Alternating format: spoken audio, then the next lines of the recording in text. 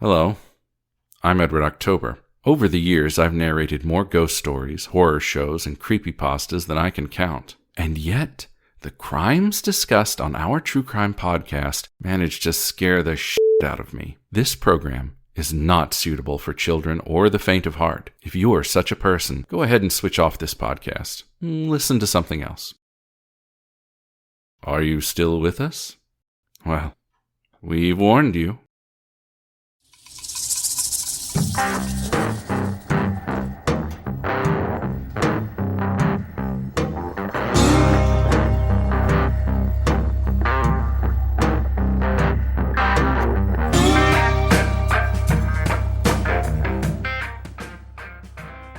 Hey, Jen. Hey, Kim, how are you? I'm pretty good. How are you? I'm doing fantastic. I like to hear that. I like to hear that positivity. We are getting so close to our 12 Nightmares Before Christmas specials. It's going to be fun. For those that don't know, we start on December 13th and we count down till Christmas on the 24th. It's kind of like your Advent calendar for 12 days. Start from 1, go to 12. And, who doesn't want more Jen and Cam in their life? I know. Especially the holiday season. Come on now. We're here to help you get all the stuff that you need done. We keep you company at least. There you go. I was going to say, company only. Some of the cases, we usually don't do as deep dives as we normally do. They're just kind of, they're not really as long of episodes. There are going to be some long episodes this year, but it's going to be fun. We're working on it right now as we speak. So, yep. Yes, we are. Not much longer. Alrighty, what do you have for us today? Today's case, I want to give a little warning, deals with child abuse. I'm not going to get deep into it. It's just, I think it's pretty necessary for the telling of this case. You ready to go? Let's do it.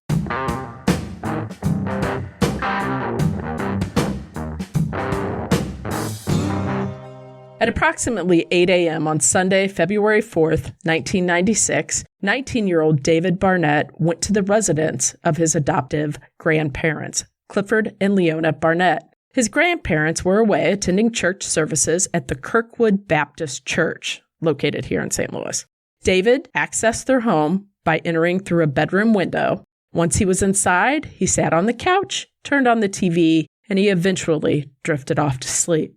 Upon waking up, he contacted his stepbrother, Scott, and enthusiastically claimed that he had recently won the lottery. Clifford and Leona returned home from church around 1 p.m. David was waiting for his grandparents when they returned. A horrifying turn of events unfolded, resulting in the brutal murders of 2 people, leaving the community bewildered and seeking answers as to what happened to David.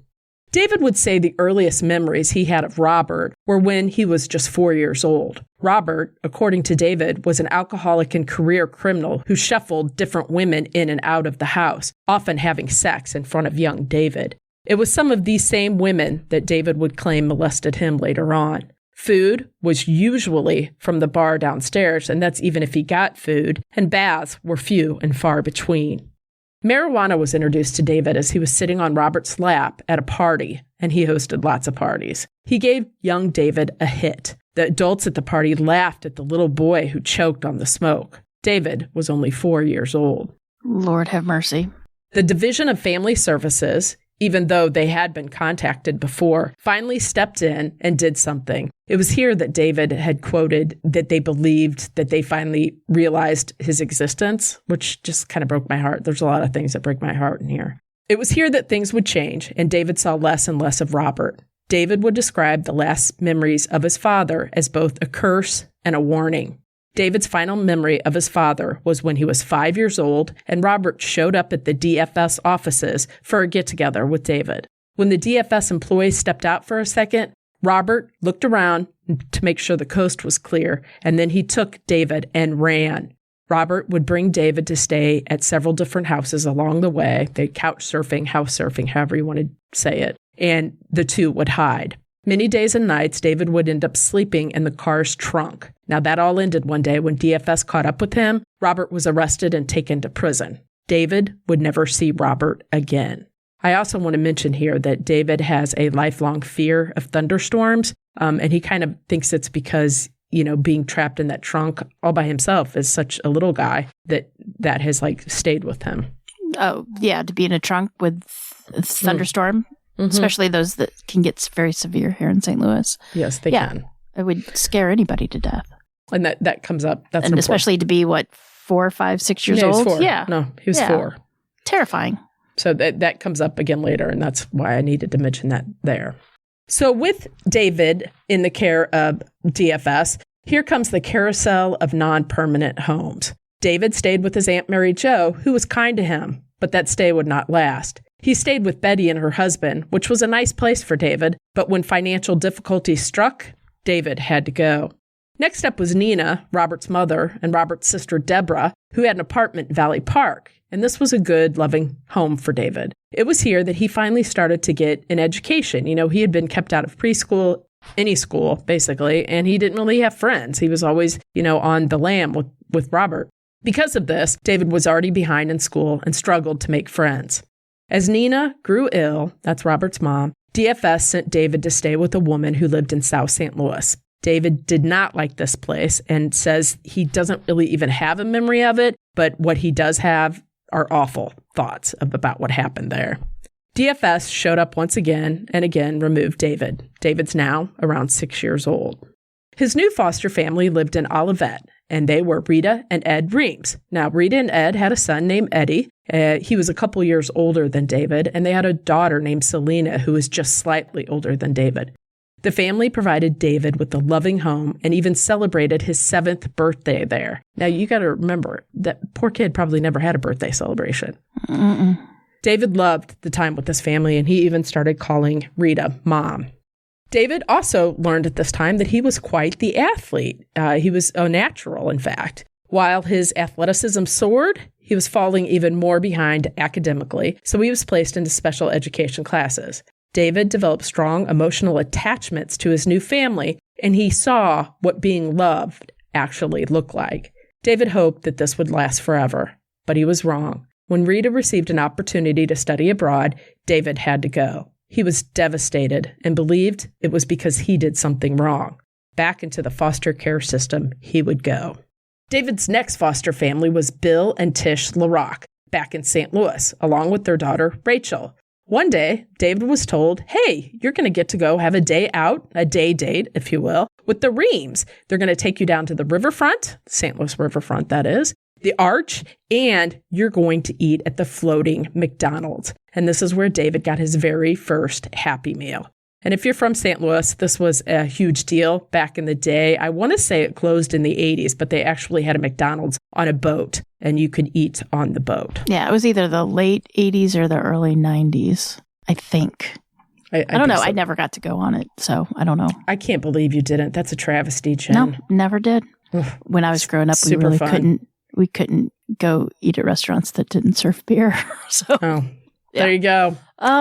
I don't think not that anybody had a drinking problem, but that just was a way to keep us from eating at McDonald's. So I like that. Yeah. Mm-hmm. Smart parents. When David was dropped off, he knew he would never see the Reams again. The Rocks would be his new home, where he started to settle into the family and celebrate things that families do, like Halloween, Thanksgiving, and Christmas. At their house, David was making friends with the neighbor kids, riding bikes, swimming, all the things that a kid should do. Tish would even allow them to play outside with a cooking timer. When the timer went off, it meant it was time to come back inside for dinner. That cracked me up, so I had to put that in there. It's a cooking timer. It just made me giggle. At this time, David encounters his first go-around with deep depression. To try to fit in, to try to feel something, David would often get in trouble at school. Usually it was minor things like skipping recess or hiding in the coat closet, but there were signs of things to come. David's babysitter lived across the street, and at first, she seemed like a loving, motherly figure to young David. But that love would turn into abuse. David didn't tell Tish or Ed, and he would claim that honestly, he kind of liked the attention from it because he had never been, loved. Showered with attention, right. Yeah, heartbreaking. The LaRocks had informed David that a prospective guardian named John was coming over to meet him. John, who was single, was educated and taught computer classes at a high school in West County. David didn't get angry this time, but he dreaded going through all of this again. About this time, the idea of suicide crept in David's head. He didn't want to feel alone. He just wanted to be happy. David was just 8 years old.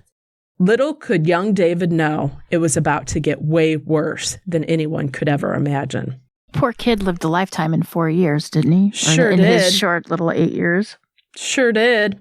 David first met John when John took David out a time or two on day trips to eat and visit John's house in Webster Groves. John attended David's birthday party at the Little Rocks, where David turned 8. Soon, David found himself living with John in his ranch-style home and even had his own bedroom, which he loved and thought was grand. Of course he did, poor kid. And I love this, an above-ground pool. You know, it's a little kid. That's such a big deal. Just a pool in general, yeah. Mm-hmm. David was introduced to Tim, a neighbor of John's who had a younger sister the same age as David. Tim was good to David, always looking out for him and introducing him to friends, his own age, little kids.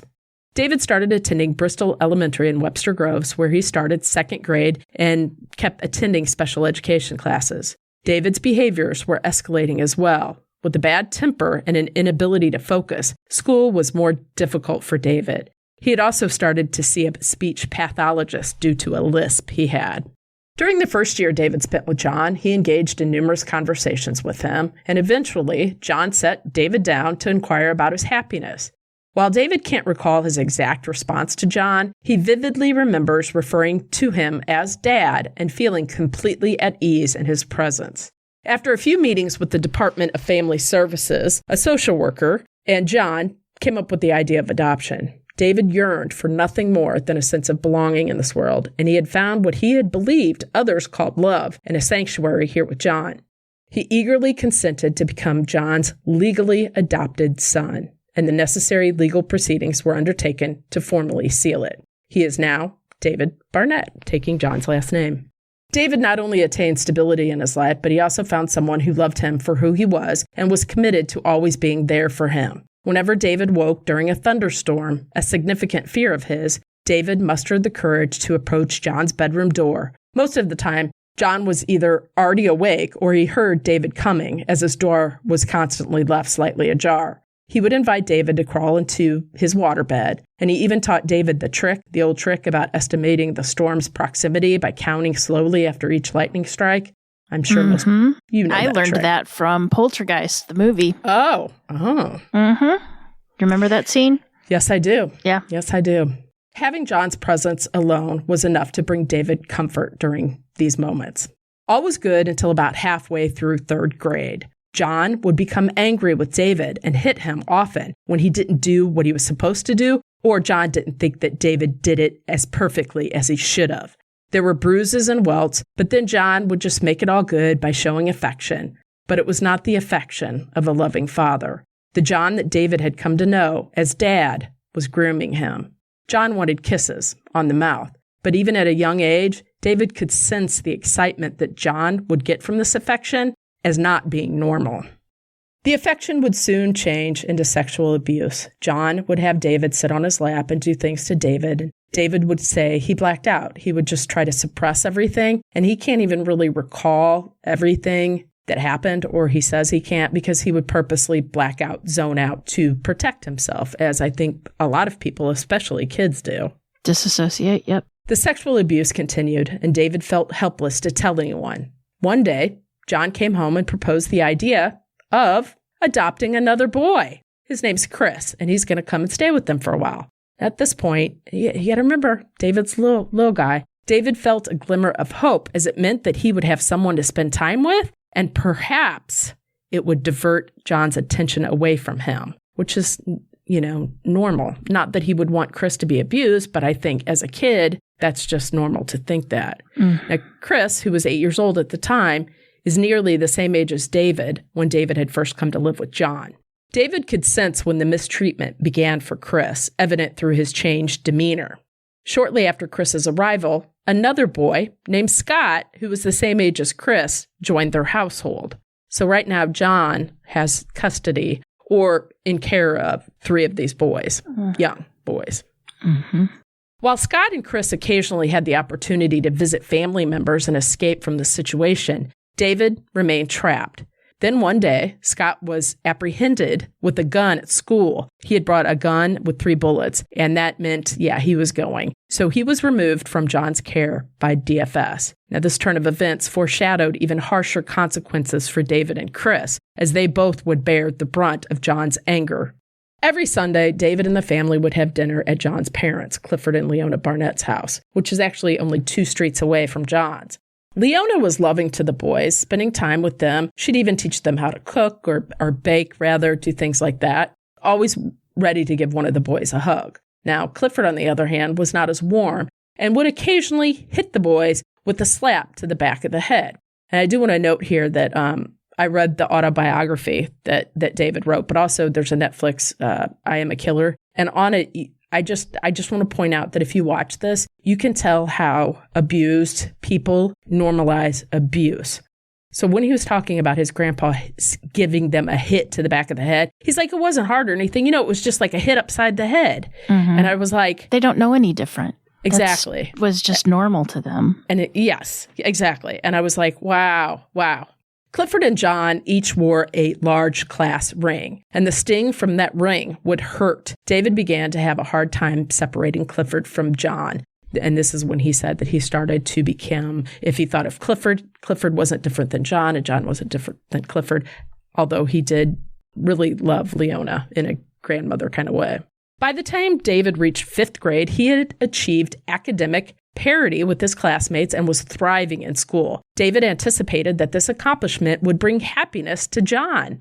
However, no, it did not. He was upset. He wanted David to have an A. He wanted everything to be aimed to an A. It didn't matter that he had, brought up his grades. He was doing really well. Instead of being content with a B, why didn't you get an A?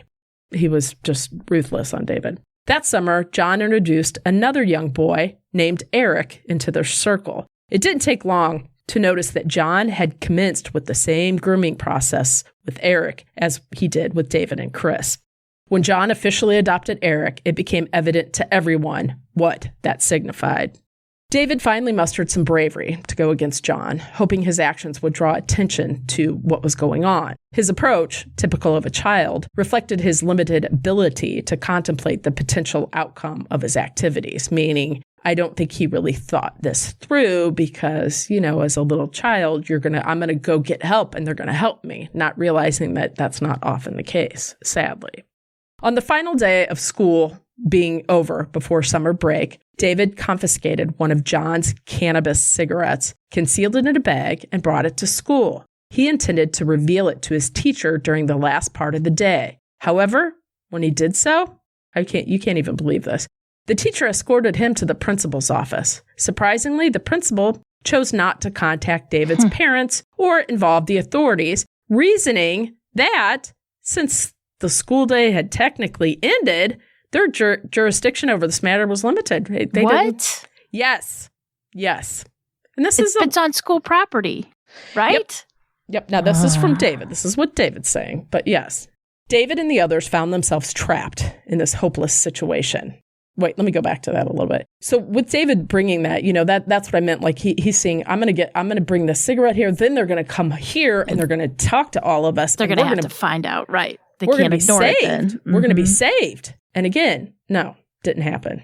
So David and the others find themselves trapped in this hopeless situation. With each passing month, John's harsh treatment of David continued, particularly in his relentless push for academic and athletic excellence.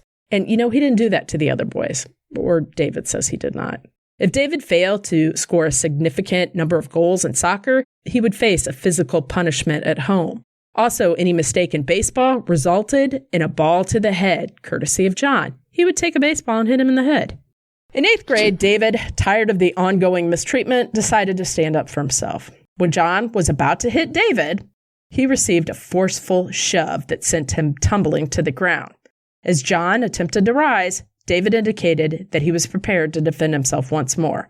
This incident marked the final time John would physically assault David, as David had grown to be a pretty big kid, bigger than John. However, and sadly, this didn't signify the end of his suffering. In fact, it was about to take a turn for the worse. During the summer leading up to high school, certain events unfolded in David's life. Depression had deeply impacted him, prompting David to turn to drugs as a means to self-medicate. Consequently, due to his drug use and discussions of suicide, he found himself admitted to the Highland Adolescent Center, affiliated with St. Anthony's Medical Center here in St. Louis. It was during group therapy at the center that David had an epiphany. He discovered that his true desire was not to die. He didn't want to die, but rather to lead a normal life filled with love and hope. During David's freshman year in high school, it became clear that the boys were all on their own. After school, David came home to see John on top of Chris, choking him until he turned blue. David screamed at John to get off of him. David told Eric and Chris to get out and run. David soon joined the two boys, and the three of them went to a neighbor's house. When the mother saw the welts on their bodies, she knew what was happening. She took the boys to the Glendale Police Department. An officer took a report, and the boys would stay with the neighbor for the weekend. On Monday, the boys were instructed to go home immediately after school because there's going to be a DFS worker there that needs to interview them. As she talked to the boys, she then spoke with John. Then the door shut, leaving the boys behind. The DFS worker came and talked to them all and left them there. It happens a lot. John then screamed at the boys, "Are you happy now? See what you almost did to our family? Where do you think you'll go? Nobody wants some bratty teenagers who only cause trouble." When the caseworker found welts on the boys, John said it was from the boys roughhousing and fighting with each other, not with him. Even though she may have suspected sexual abuse, she left the boys behind. David, selling drugs to friends to make extra money, soon found himself being abused in a different way. One night, his friend's mother came home drunk from a party, and the two ended up having sex. She seduced David. Then David became an addition or add-on to other couples. Sometimes the male would watch and other times join in. David learned to disassociate himself from the acts he was performing, often for money. Around this time, the other boys made a startling discovery. Photographs. Polaroids, to be exact. Now, in the Netflix show, it stated that it was David and his good friend Jason, but I'm going to go with what the book stated, and that was the boys, all John's adopted kids. The two boys came to David one day and showed him a stack of Polaroids that John had stashed in his room. All of them were portraits of kids. There were images of the boys sleeping with their pants pulled down. There was a photo of a prepubescent boy with his penis in John's hand. And the boys knew it was John's hand because you know why? That class ring, the one that they got hit in the head with so often. So they knew that was John. They didn't know the boy. They didn't recognize him. There was also one person in the photo that they still never identified, and it was a blonde little girl. The boys talked. Now, Chris, who was always reserved, kind of wanting to fly under the radar, the one that would often get a lot of the physical brutality from John, didn't want to do anything. He was panicked. He simply wanted to put the photos back and just everything go back to normal. David, he was like, nope, I don't think so. And again, this deviates from the book and the Netflix series. Netflix thing, it says that David and Jason went to a Webster Groves Police Department and contacted a detective who sent him home with the picture, failing to do anything. However, in the book, the autobiography that David wrote, the story goes a little bit different. David had went to a certain detective at the Webster Groves Police Department, and he told her what they had discovered. Now, she was familiar with the boys since they had had dealings with John and the boys for trouble and or abuse claims in the past. The detective told David that she was almost off work and it was a weekend, so go home, hide the photos, and she'll follow up the next day. David went home and hid the photos. The following day, when David went to get the images to take to the detective, they were gone. Hope had turned to dread. Now, it's never clear here that if John had found them or if possibly Chris, or, the one that didn't want to deal with this, went and hid the photos or gave them back to John.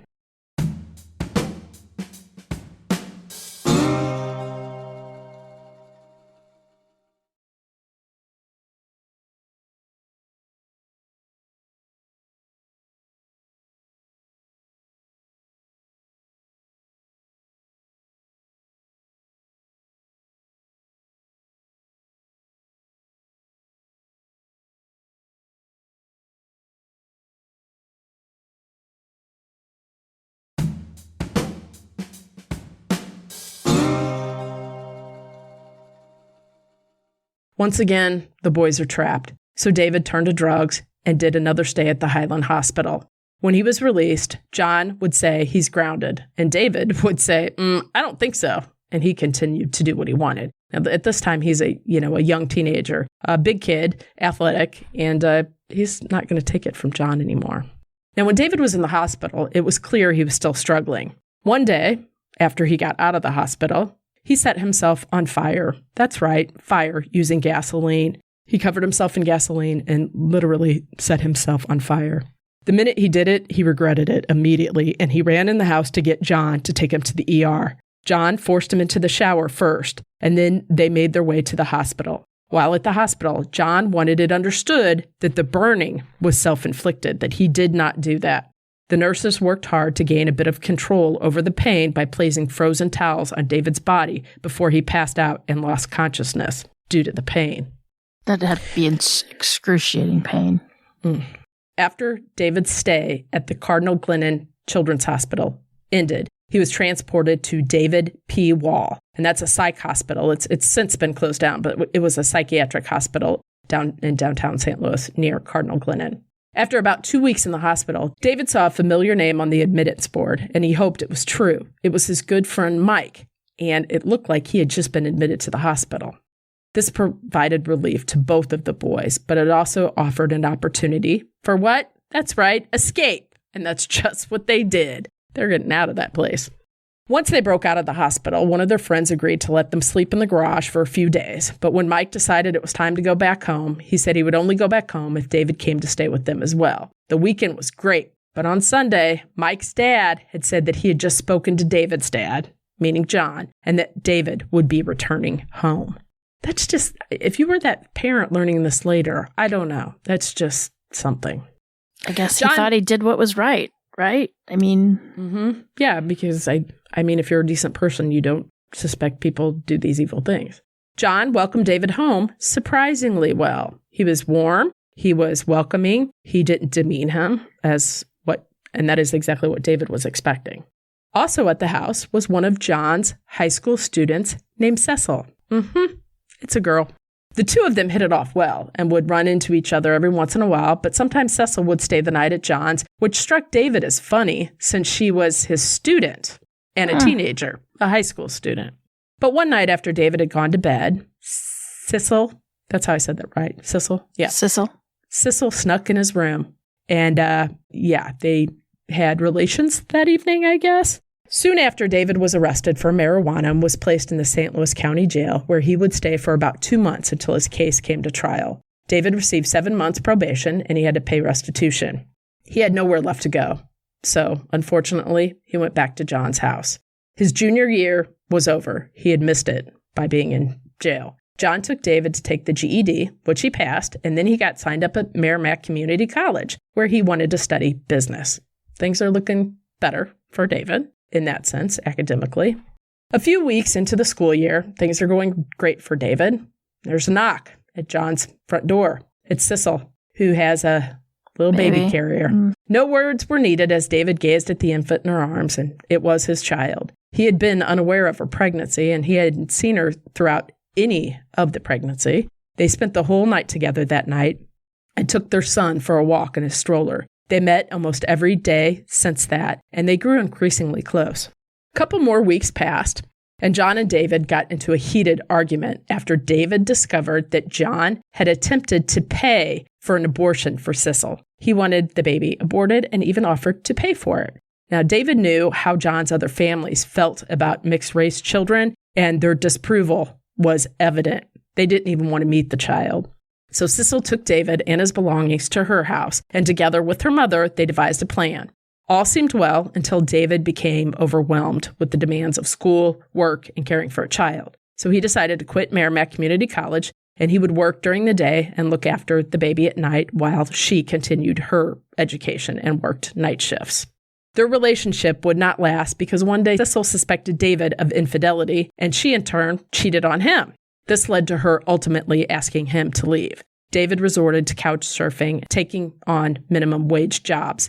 Little did they know it was going to get worse. I do have to interject in here too. Cecil says in the Netflix doc that John molested her too, but because she had also been a child of sexual abuse, she thought that was normal. And it occurred to her later that that's why John wanted her to have an abortion, because technically he was abusing her as well and did not want David to have her. Does that make sense?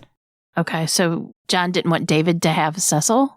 Yes, correct. Because he was abusing her as well. Okay. I would have thought that maybe John thought the baby was his. Maybe. She didn't say that, but that's a possibility. But I think it was more that knowing that David would be with her and they'd probably move out and, Gotcha. It was around this time David discovered that John was seriously contemplating the adoption of another young boy, whom, of course, he would molest. In his moment of despair, David reached a breaking point and couldn't bear the thought of another child suffering the same fate. And it was here that he went to go see his grandparents. While at his grandparents', in an instant, something within him snapped, causing him to lose control. He described the experience as going from speaking to suddenly regaining his vision to find two lifeless bodies on the floor before him. Overwhelmed by an emptiness and fear, David was filled with sorrow and confusion. He questioned, "Did I do this? Oh my God, what happened?" In a state of panic, he fled the scene in their car. David awoke to the sound of knocking the next morning. He didn't go to the door immediately because he was at someone else's house. Instead, he peered out the window and saw a couple of police cars and some unmarked detective cars. Since he was the only one awake, he didn't want anyone else involved because of his actions. David went to the back door a couple minutes later and slipped out of the house without anyone inside knowing that he had left. The authorities saw him and said, "There he is, that's him." As they approached David, David simply said, "I'm the one you're looking for," and he was placed in handcuffs and arrested. The investigators painted a very different picture of what happened that fateful day. David's grandmother had made a remark that had provoked him, and David acknowledged that. David still claims today that he doesn't recall exactly what it was, but that it was about John. David then claims he blacks out. David would testify that he reacted by running and pushing his grandmother.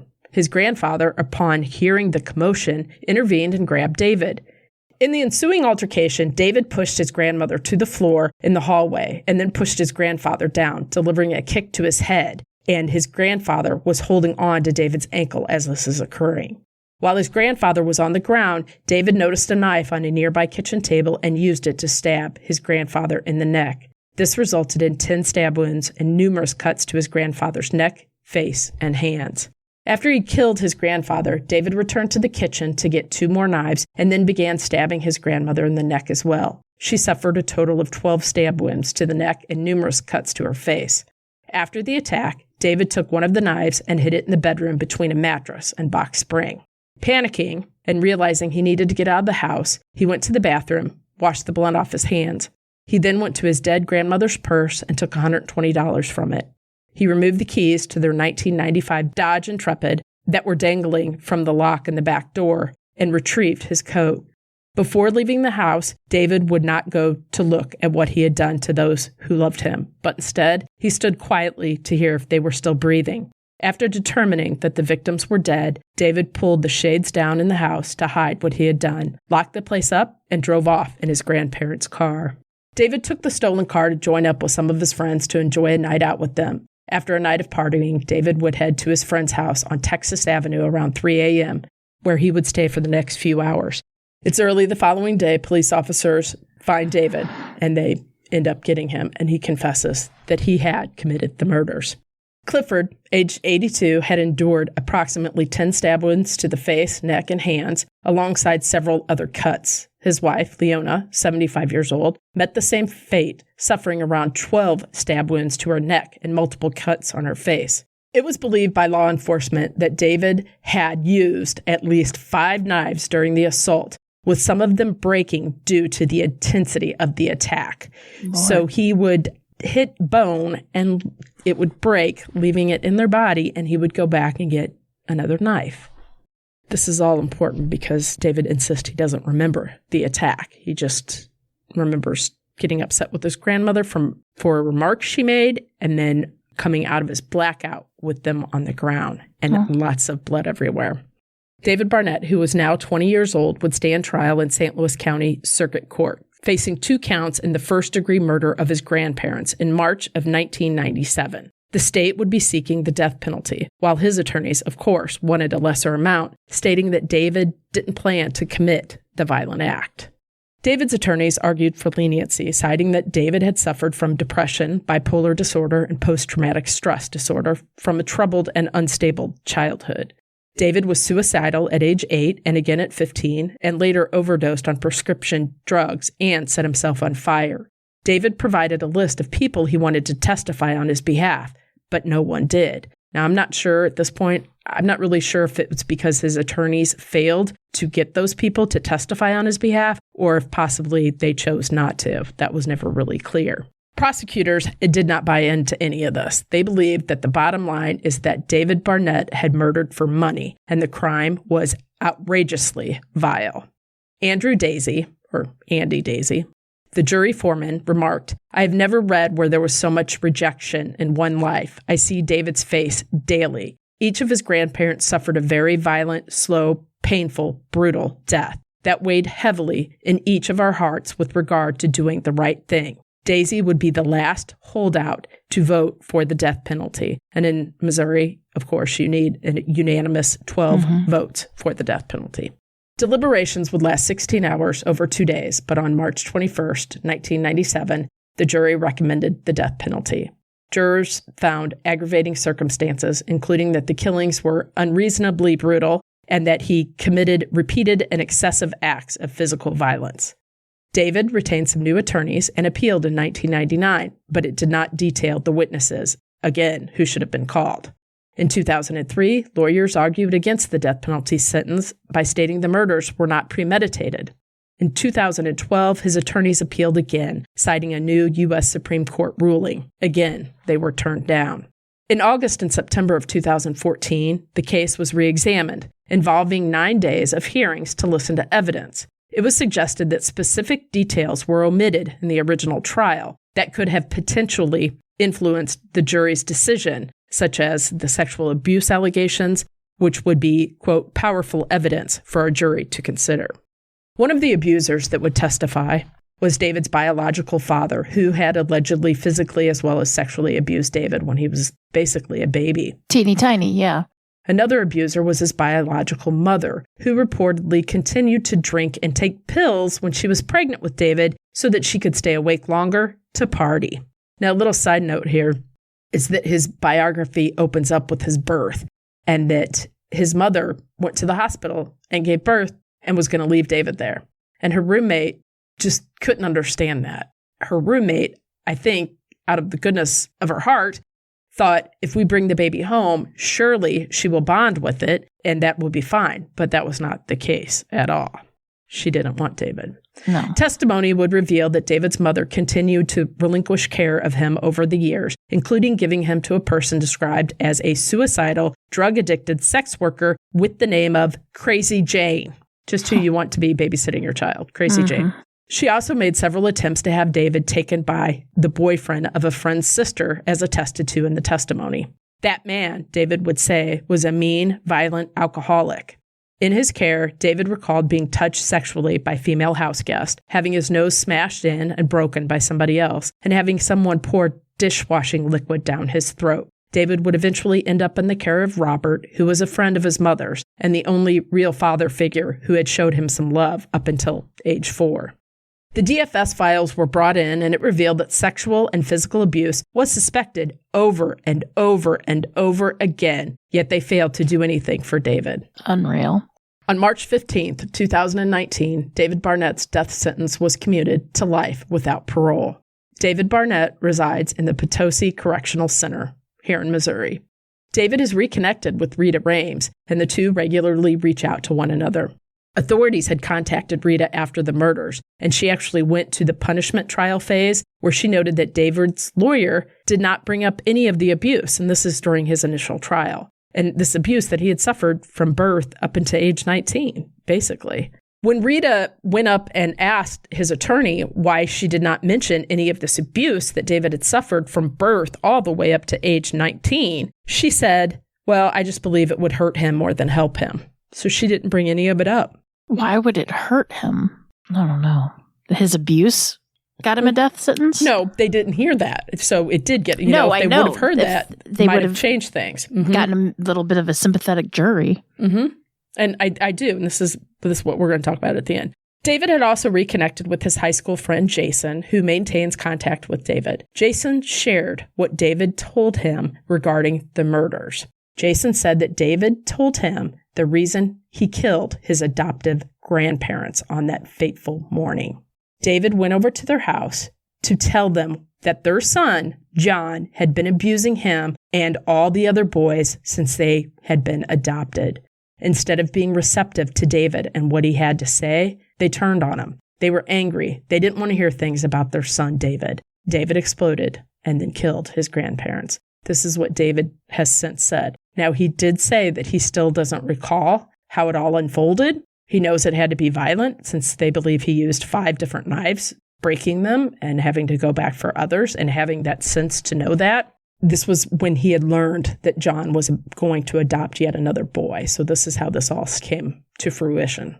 John Barnett died of natural causes in 2017. He was never charged or convicted of sexual abuse. David Barnett faced an extraordinary amount of rejection in his early life, which, of course, had a lasting impact. DFS failed him, the police failed him, teachers failed him, and people in general failed him. No one would help David Barnett. However, the question remains, can severe child abuse ever justify murder? And that's what I pose to you with this. David believes today that he will get out one day. He was resentenced with life in prison without parole, but he believes that one day people will see this differently and see that perhaps, he would be charged with manslaughter, even though the murders were actually extremely violent and brutal. That's the story of David Barnett, St. Louis case, local to us. Yeah. Wow. Everybody did fail him. Big time. I mean, murder is never the correct answer. No, never. But I think that if you hear that, though, I think you would be, like you said, the jury's going to be a little bit more sympathetic. Mm-hmm. And I don't know. I don't know what to believe. He did not go over there to kill his grandparents, but yet he snuck in the back window. I think that's a little odd. And maybe they did. And I think thinking that they would love him because they had known him since he was, 7? They would at least hear him out. And I'm sure no parents want to hear something, especially like that, about their child. But you also have to think, here's a single guy adopting these young boys. Only boys. Didn't anyone think to look into that a little bit? And the neighbors Obviously knew. not. I mean, even the neighbors knew about the... I think they had to know. I mean, especially, maybe not the sexual abuse going on, but the physical abuse, like his friend's mom noticed the welts on him and said, you're staying with us for the weekend. And then the dad comes home and calls John and says, I got your kid, you know? I mean, you can kind of suspect some things that, especially with younger kids, I think, when things are off a little bit. But I just think that's just a heartbreaking story all the way around. Even if somebody would have called child services, it's not sounding like that they would do anything about it. Well, they'd come over there and it was suspected, but yeah, whatever. And the Webster Groves police officer saw the photo and then didn't follow up on that.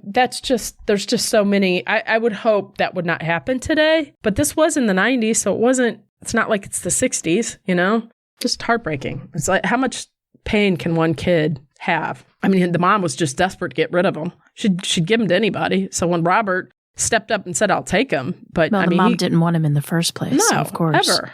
It's heartbreaking. And it's just to think that this exists in America. And maybe he didn't go over there to intentionally kill them, but in a moment of anger. Mm-hmm. Of all that anger building up. I don't know. Well, look what's happening with the Menendez brothers now. They're with their claim. I mean, back then, the child abuse claims kind of went unnoticed. Not unnoticed, but... I think today's age, thank goodness, I think people are more receptive to it. And you always believe the child first until you can prove otherwise. I don't know. It's a sad case all around. It's horrific. So anyway, the name of the book is called Forsaken Me, A Survivor's Life Sentence by David Barnett. Where'd you find it? Amazon. I bought the Kindle version because I wanted it right away. Mm-hmm. But I was always I don't know, tugs at my heartstrings a little bit in the sense it is, murder is never right. It's never okay. It's never the answer. But also I just think all those steps, he could have been saved. And not to blame them, but you have a son that's like in his 40s that's adopting little boys? What? And not married, correct? No, not married. Never married. Never brought girls around except for Sissel when he abused her. She stated that, the abuse. Yeah. Heartbreaking. But it's also Netflix, I Am a Killer. The old season. I remember watching it. Mm-hmm. Yeah. So. It's heartbreaking. David Barnett. My heart breaks for like somebody that has to endure all that. And you just, your head cannot be right. You're not supposed to suffer those things. You're not supposed to see other people suffer those things. So I will say this, and I didn't include it in here because I just didn't. But at the end of the Netflix doc, John's best friend did the eulogy for John at his funeral. And he was just saying, he's a great guy. He's just a terrific guy. I don't believe any of this. I mean, who would know him better than me? And I'm just thinking, that's how abusers work, though. They don't want people to know what they do. They don't want people to see that. Well, it's not like you're going to go up to your best friend and say, hey, guess what I do? You know what I mean? You hide. Yeah. Mm-hmm. And so, I'm sure his best friend doesn't want to believe it either. No, just of like course the not. Parents didn't want to believe it. You don't ever want to hear horrible things about, I mean, just not bad things, but like absolutely horrible things about your best friend or child. No, never. Now, did David write this book, or was there a ghostwriter? Or I think he did have some help with it. There's more than a few mistakes in it. I'll just say that. Is it self-published? I don't know, because I got the Kindle version and I didn't even look at it that closely. He's in prison, so I'm guessing that somebody like helped him write it. And I do have to say that it's very, of course, from his side. He does not get in to the crime details. I got that elsewhere. He did not really get into that, other than saying, I know it was a brutal crime because of the blood. Well, he doesn't remember it, right? Yes, but still being told what, he just doesn't talk much about that. Right. And possibly, maybe he can't. He cried a lot on the Netflix thing. But so the autobiography is more, it talks more about his upbringing and all of that stuff, not so much the crime. And like I said, I got the crime details from a different article and the Netflix doc as well. Articles, because, I got to make sure that they're all Well, I might need to go back and rewatch that special.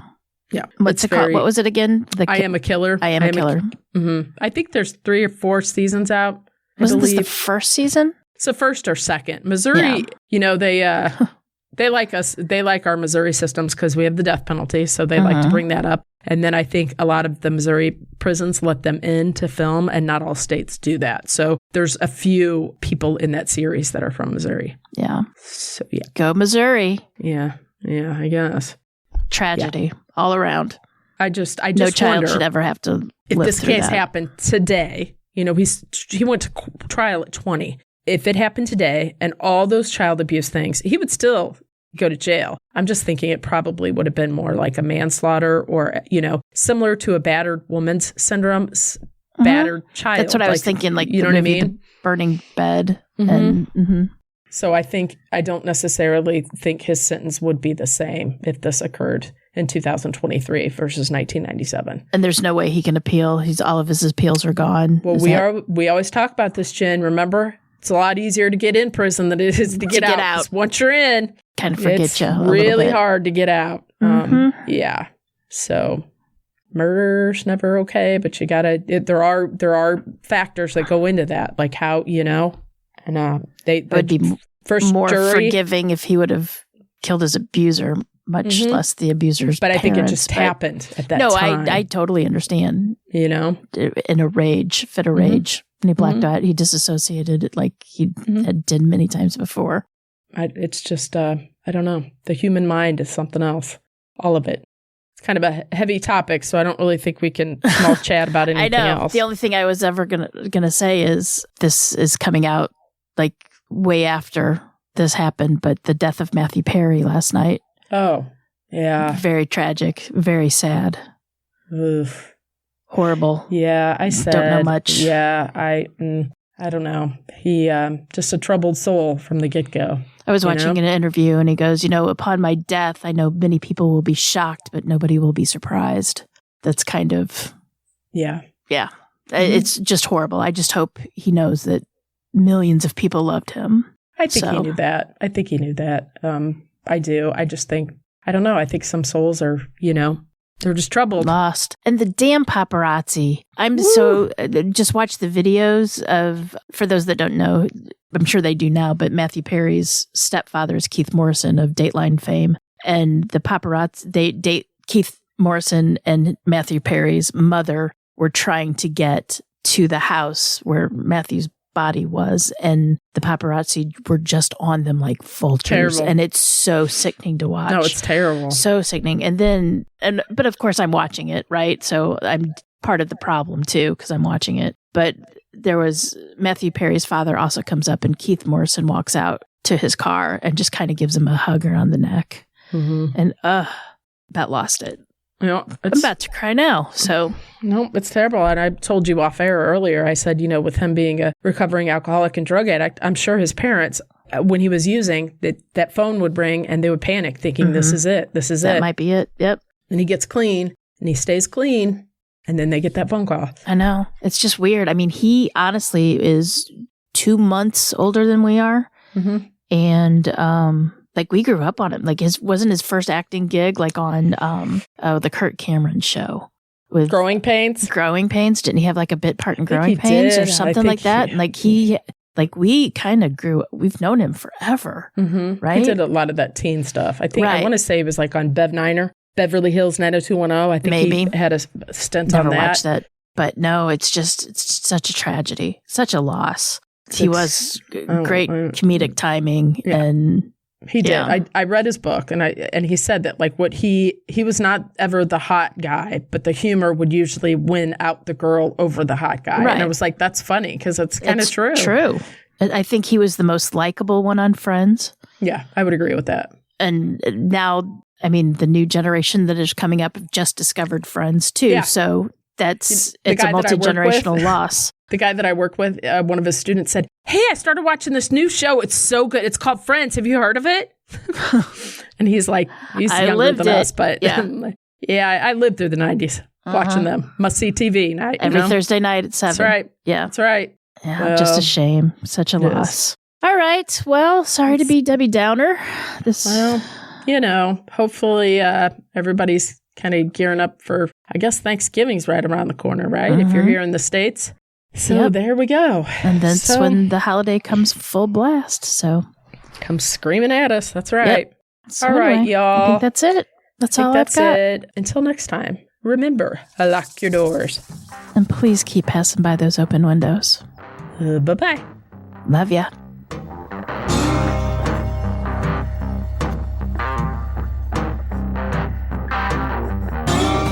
Today's episode was researched and written by me, Cam. For more information about this episode, as well as all the sources I used, please check out our show notes or the podcast website at ourtruecrimepodcast.com.